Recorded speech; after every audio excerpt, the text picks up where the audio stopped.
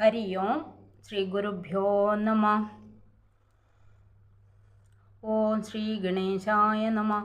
ഓം ശ്രീ സരസ്വത്യേ നമഃ. ഓം ശ്രീ ഗുരുഭ്യോ നമഃ. സദാശിവസമാരംഭാം ശങ്കരാചാര്യമധ്യമാം അസ്മദാചാര്യപര്യന്താം വന്ദേ ഗുരുപരമ്പരാം. സൗന്ദര്യലഹരി. ഓം ശ്രീ മഹാത്രിപുരസുന്ദര്യേ നമഃ. നമുക്ക് ഭഗവതിയുടെ അനുഗ്രഹം എപ്പോഴും ഉണ്ടാവട്ടെ എന്ന് പ്രാർത്ഥിച്ചുകൊണ്ട് 65-ാമത്തെ ശ്ലോകം. രണേ ജിത്വാ ദൈത്യാനപഹൃതശിരസ്ത്രൈ കവിജിഭിഃ അണിവൃത്തേ ചണ്ഡാം ശത്രുപുരഹര നിർമാല്യ വിമുഖൈഃ വിശാഖേന്ദ്രോപേന്ദ്രേ ശശിവിശദകർപ്പൂരശകലാ വിലീയന്തേ മാതസ്തവ വദനതാംബൂലകബളാഃ.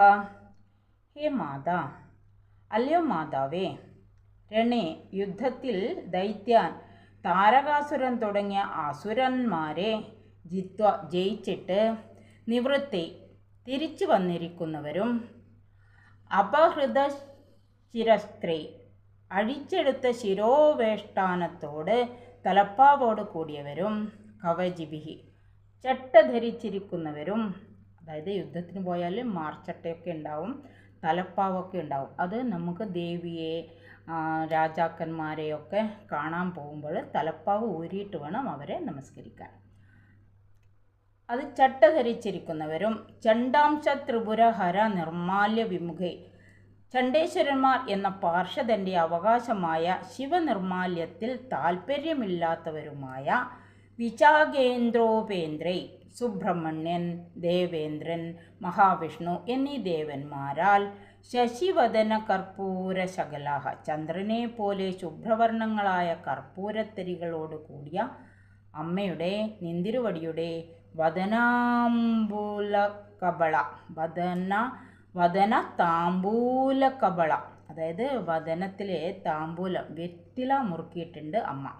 വദന താമ്പൂല കബളങ്ങൾ മുറുക്കുവാനുള്ള വെറ്റില ചുരുളുകൾ വീടി എന്നും പറയുന്നു. വിലീയന്തേ നല്ലവണ്ണം ചവച്ച് ഭക്ഷിക്കുന്നു. ആര്? ഈ ദേവേന്ദ്രന്മാർ. അമ്മ കൊടുത്ത താമ്പൂല കബളങ്ങളെ ചവച്ച് ദേവന്മാർ വന്ദിക്കുന്നു എന്ന്. അല്ലയോ ലോകമാതാവേ, ദേവാസുര യുദ്ധത്തിൽ അസുരന്മാരെ ജയിച്ചു മടങ്ങി വന്ന് തലപ്പാവഴിച്ച് വെച്ച് യുദ്ധച്ചട്ടകൾ മാത്രം ധരിച്ചുകൊണ്ട് നിന്തിരുവടിയെ വന്ദിക്കുന്നവരും ചണ്ഡേശ്വരൻ എന്ന പാർഷദൻ്റെ അവകാശമായ ശിവനിർമാല്യത്തിൽ താൽപ്പര്യമില്ലാത്തവരും ആയ സുബ്രഹ്മണ്യസ്വാമി, അതായത് ചണ്ഡേശ്വരന്മാർക്ക് അവകാശപ്പെട്ട ആ ശിവഭഗവാന്റെ നിർമാല്യത്തിൽ അവർക്ക് താല്പര്യമില്ല.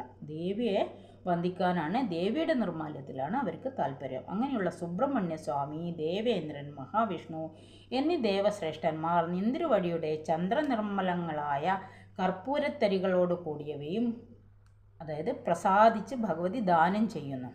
ആ കർപ്പൂരത്തരികളോട് കൂടിയ താമ്പൂലം ദാനം ചെയ്യുന്നവയുമായ വെറ്റില ചുരുളുകളെ മുഴുവൻ അലിയുന്നതുവരെ ചവച്ച് ഭക്ഷിക്കുന്നു എന്ന് പറയുന്നു. ഹരി ഓം ശ്രീ ഗുരുഭ്യോ നമഃ.